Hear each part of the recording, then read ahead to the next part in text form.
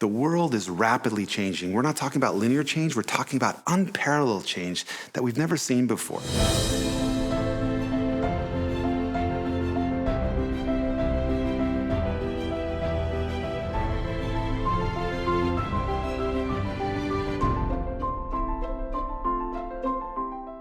So how do we as educators confront this new reality?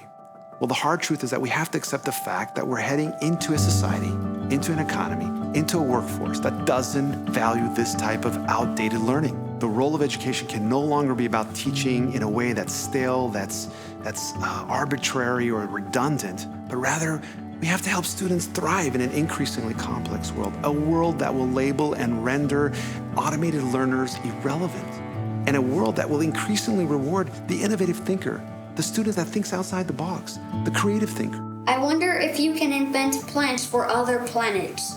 How did music sound a long time ago? Why do flowers have different colors and scents? How did people make instruments hundreds of years ago? We are never more curious than when we're children. Curiosity and asking questions is the great work of childhood. Because of this, inquiry is the heartbeat of what we do at Verita. We want our children to look at the world and ask, why? How? What if? What is it? Inquiries isn't simply asking children what they want to know. It's triggering curiosity. We do this through thoughtfully entering into topic areas, sharing our excitement and designing engaging activities. We read, we talk, we explore. These are the things that get those childhood neurons fired up. This is when children follow their own questions and seek to become experts in their areas. We do this with our international primary and middle years curriculum. It's a beautifully written scheme of learning that aligns with our objectives and recognizes that this education, this learning, is a journey. It's not a destination. At Verita, the core part of teaching teenagers is developing positive relationship with them, where they are heard and understood. Teenagers also need to feel they have their own sense of identity, responsibility, and independence to grow from their mistakes. We start by reaching their hearts before we teach their minds. Our carefully chosen secondary curricula are rigorous yet progressive.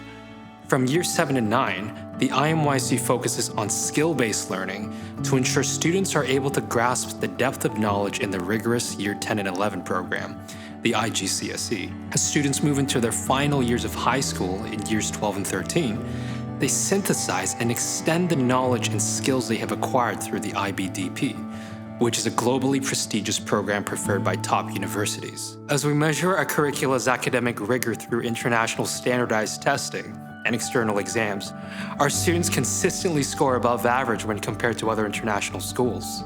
What is the relationship between personal experience and knowledge? Are some things unknowable? Can new knowledge change established values or beliefs? The diploma program is a vigorous course that is designed to form holistic students and ensure that they are equipped for the future. In the DP program, students choose 6 subjects that are each in a different field. This ensures that they obtain a wide range of knowledge from different disciplines. Along with this, they have core subjects where they learn how to write essays, research papers, how to study, and how to be inquisitive thinkers. Significant devotion and effort is placed on helping our students become active, independent learners, critical thinkers, and problem solvers. To have agency, we know that our students are capable. They want to be in charge and take ownership of their learning. And what is at the heart of our practice, of course, in all of this is kindness and compassion. There is power in teaching from the heart. The most important job for me is contributing to create a school environment where students feel safe, supported, engaged, and accepted. Verita is a place where our core values are dynamic, vibrant, authentic means of following our mission and vision. Ultimately, we teach who we are. As parents, whether we want to acknowledge it or not, our children are going to face adversity. That's life. And life has its inherent challenges. There's no avoiding that. Our children are going to stumble, they're going to fall, and they have to learn the ability to get back up. And it's okay. We're telling students, you can do hard, we can do hard. And that's what we call grit and resilience.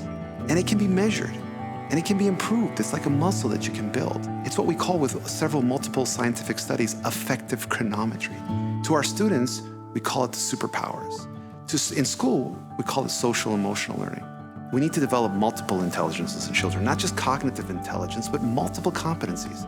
Neuroscience tells us that the number one way to be resilient is we have to be able to self-regulate. In class, we call it the self-reg tools, strategies to manage our emotions. It's sort of like an internal roadmap of how to work with our thoughts, our positive and negative mindsets. It is also an operating system for optimal performance, focusing their attention academically and in life. So just like you take a math class or a literacy class, you'll have to take a social emotional learning class where students are practicing over and over again. It's like learning a skill, like learning to ride a bicycle. Students can get better at coping with the messiness of life, with coping with our anxieties, our fears, our worries, that little voice in our head that says, I'm not good enough. That limits us. It holds us back.